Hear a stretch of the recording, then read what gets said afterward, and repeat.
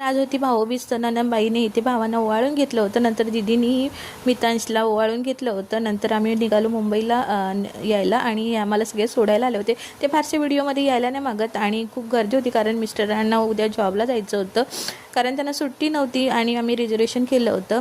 नंतर मग इथे मी घरी आले आणि येईपर्यंत खूप लेट झालं होतं. पटकन असं आवरलं आणि मग माझ्या भावाला ओवाळून घेतलं होतं. आणि ही माझ्या भावाची मुलं आहेत, ती माझी वाट बघतात. जेव्हा मी जात होती तेव्हा मला म्हणत होते आत तू मिस यू, पण काय करणार, सासंसुद्धा बघावं लागतं कारण ते म्हणजे माझ्यावरच डिपेंड आहेत आणि त्यांना दुसरं कोणी करणारच नाही आहे माझ्याशिवाय. आणि मग ती माझी वाट बघत राहतात.